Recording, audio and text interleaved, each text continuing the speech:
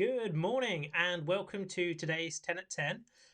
This week we're going to do something a little bit different. We're going to show you some of the features in Xero which are super beneficial, and some of the little tools that we're going to be showing you this week are stuff which you may or may not have heard about and you may or may not be using, but they're really helpful tools.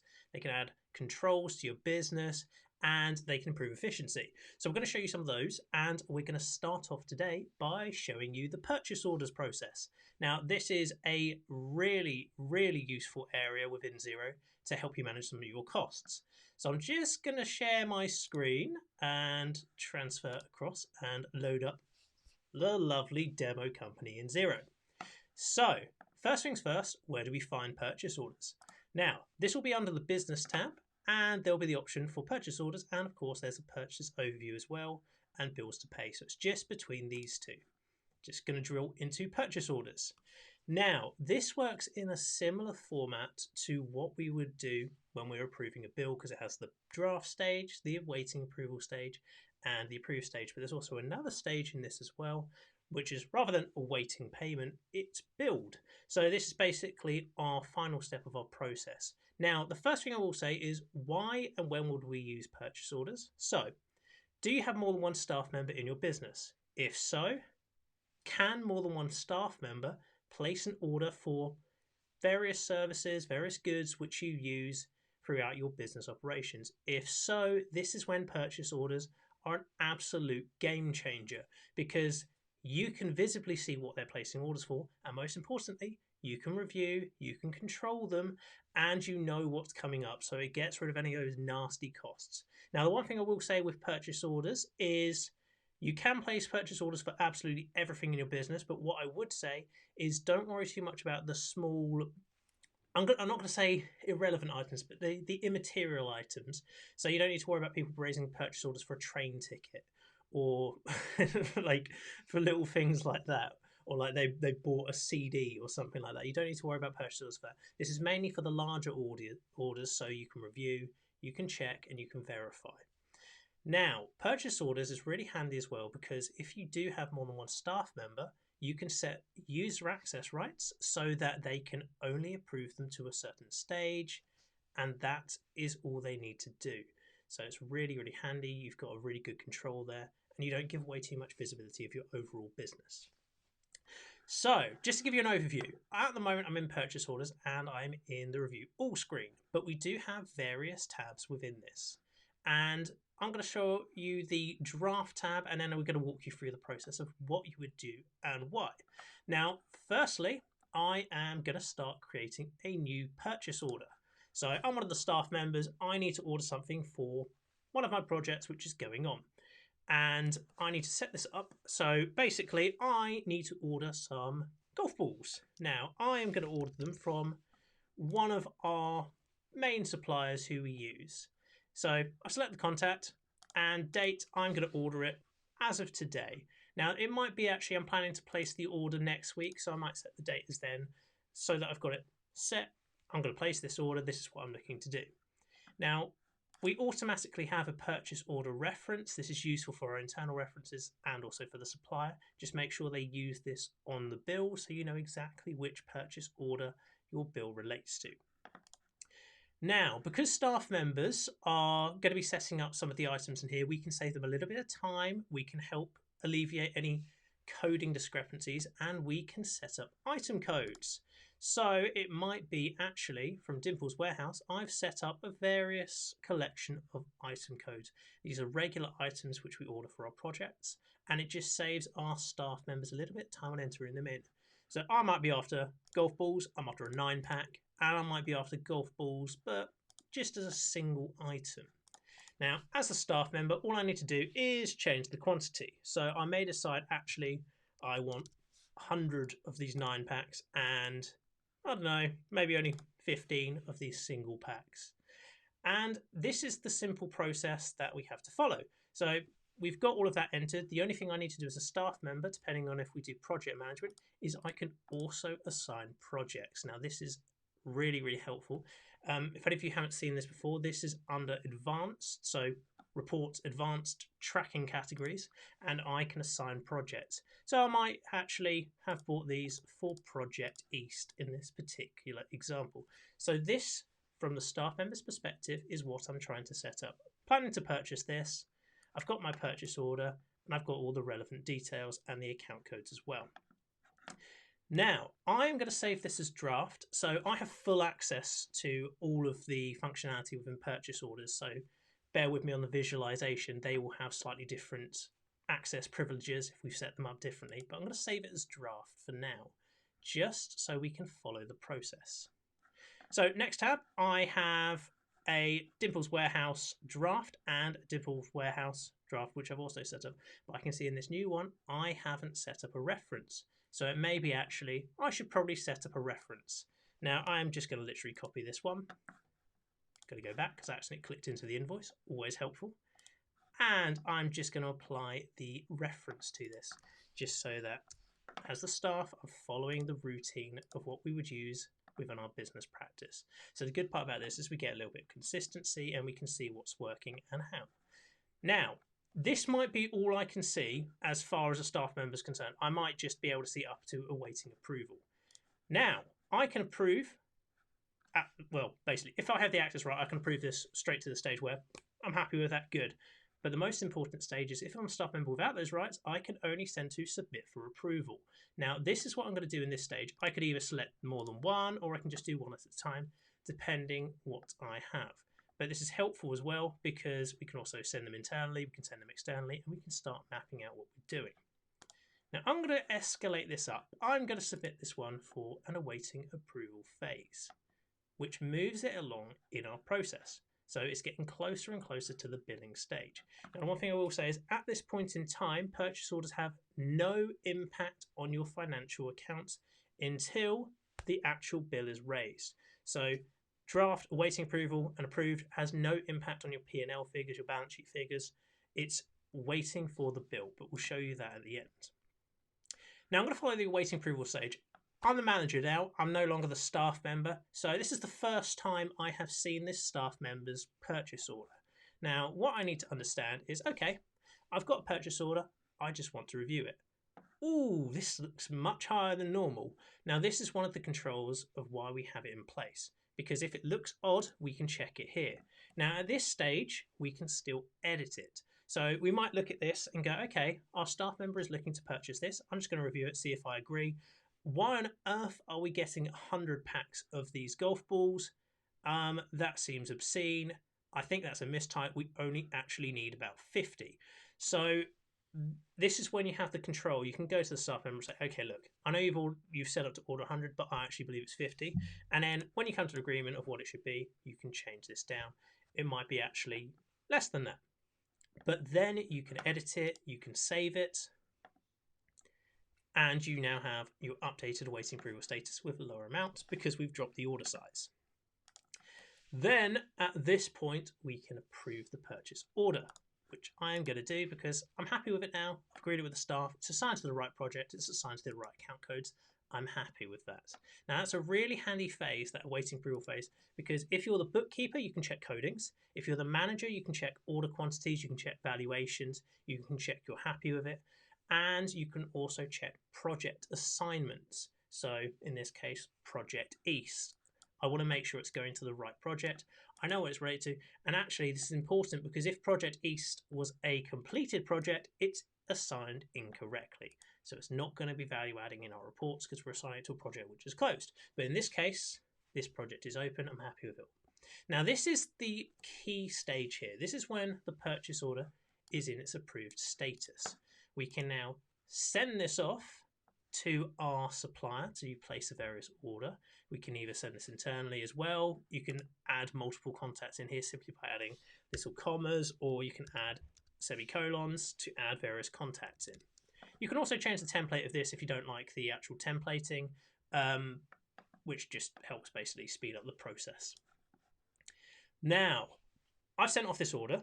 The supplier has accepted it. The supplier is basically in the process of fulfilling my order. At this point in time, until they issue the bill, this purchase order will sit in this list in our purchase orders, just going to show you, it will sit in the approved list. Now, this means we can build up a picture of how much we're going to be spending. Like here, I've got 6 items which total £3,500. And these are all lined up. Now, the good part about this is we essentially have a workflow as the management team. We can see what's lined up. The accountant can see what's lined up. The bookkeeper can see what's lined up. We know what our various cash constraints will be. And if we're thinking, I'm just going to spend a big amount of money on this month, it stops all of that because, you know, no, it has a process. It goes through here. We put them through the purchase order processes if they're larger orders. So everything has a process, everything gets approved when it's been reviewed, and everything's coded correctly. When the bill is raised and we receive it, we have one final stage in this process. So I have raised my purchase order. I've now been invoiced by the supplier. So what we do here is there will be the stage to mark as bill, but before that, we're going to actually create the bill for this. So I'm just going to duplicate this so I can keep that one open to come back to.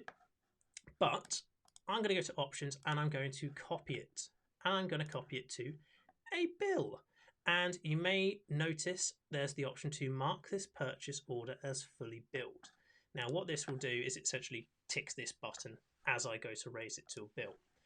And I'm going to create it as a draft because that's the option it gives me. And what I can do here is basically I've got new bill. It picks up all of the data in the various purchase order. It picks up the reference and it basically stamps it to this purchase order when we actually approve it. And then all we need to do is attach the attachment. And of course, if they've actually fulfilled the full order of say 50, 15, if actually they've only given us 49, we could update that in here and send it back to them and say, by the way, we only received this. Now I'm just going to save this as a draft because now we're in the normal bill process. So we could escalate it from draft to awaiting approval, awaiting payment paid, etc. This gives us the control. We have control in the purchase order process and we have control in the bills process. So we have control of what gets ordered, we have control over what gets paid. Really helpful. And actually, if you've got multiple staff members, that's a really valuable control. It's something you don't want to lose visibility on because you can see what's getting placed in order and why. And to add to that even further, you can even see who is placing the orders simply by scrolling to the bottom, opening up the notes. So I know that me, I'm the guilty party for ordering this. I was also the guilty party for ordering the wrong amount. So I actually ordered £3,000 worth of goods. And the manager, terrible example because it's the same person, but just imagine this is a different naming convention. He would say, Harry 1, place this order. Harry 2, approve this order. Or edited this order. And you can see all of the various changes there. Then we simply have the normal bill stage. And I'm just going to refresh this because this is the purchase order I marked as billed. Now you can now see the status has changed to billed. I no longer have this mark as billed status and it's applied to an invoice. Now, if you accidentally did that and you didn't mean to because it hasn't been billed, say you picked up a purchase order, you copy it to a bill and then you realize actually you copied the wrong one, you can revert it back to the unmarked as billed status and correct your little error. So it's not sealed in ink. You don't really go, I messed up. So don't worry about that. You can unmark it. But the important part here is we can see that this has been through the whole process. We've raised it, we've edited it, we've submitted it, we've approved it, we've marked it as billed, and it's copied to a bill. More specifically, this bill. So it's got a drill down process. You can click into it, you can see exactly what's ordered and why. You can check the actual documentation when you followed it through. So it's a really handy process to have indeed. And I'm just going to refresh my actual overall process as well. You'll now see that one less item is in the approved status and one more item is in the build process. So we now have more of a control over what staff members are ordering, how they're ordering it, and who they're ordering it from. It might be actually they go to order it from Dimple's warehouse, but we've actually got a new contract with a new supplier and said, I know you can get it from them, But we now have a new contract with this supplier. You can get it from them. Might be a better deal. There might be better quality. So we want to use those. So actually, it's a really good way of saying, just so you know, I know you might like these guys, but we prefer these guys. Or I know you think it's for this project, but actually I want to put that project on hold because this customer hasn't paid us yet. So you get all of that elements.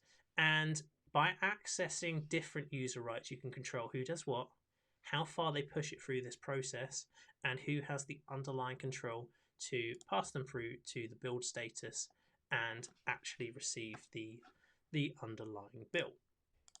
And then to add to the process even better, like I said, you can then decide whether or not to approve them to awaiting approval status, awaiting payment. This is a handy part because it means here at this point in time, when they're in draft bills, no impact on our P&L or balance sheet, they don't impact the account. The second they're in awaiting approval, same instance, but when they're in awaiting payment or paid when we actually approve them, they will commit to our accounts. So we've got lots of stages to review.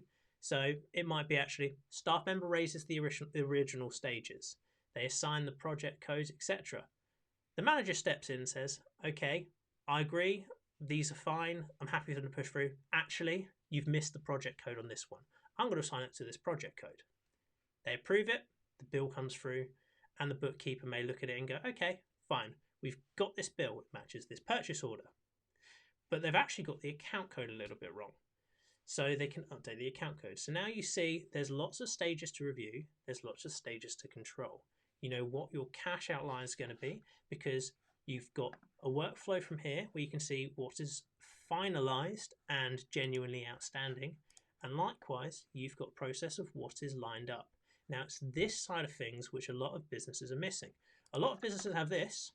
They know exactly what has been invoiced and what is due to come up. They think, okay, that's fine, that's fine. I've got more than enough cash. I've got £10,000 in the bank. There's only 7,400 here. I'm fine. I can just spend. In fact, actually, I might draw £3,000 out and just not pay this guy. I might just, yeah, I'll do that. I'll draw £3,000 out. But then, if you look at purchase orders and see, actually, right, I'm going to need that £3,000. So these are lined up. They haven't been placed yet, but they are coming up. So actually, hold fire on that. I've prepared for these, but I'm also going to prepare for these. And this is the part of the purchase order process which a lot of people miss out on because it's really value adding.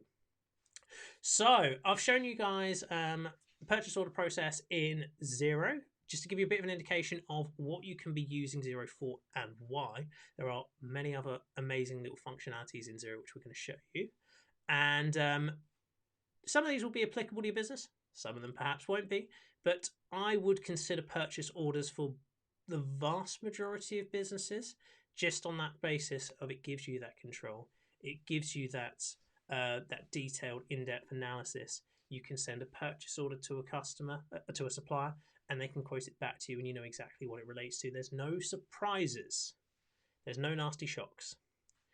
And we don't want nasty shocks. So what this does is it gives you that little bit extra control in your business to help you manage your money and most importantly manage your profit, because as well as this £3,000 cash which I've got to find, okay, 2,700 cash I've got to find, actually that's going to impact my profit by say £2,200, which might aid your business decision and make you change your attitude. If it's coming up to the end of the month, you might go, ooh, okay, I think I've met my budget with this project, with this lined up, I need to be careful here.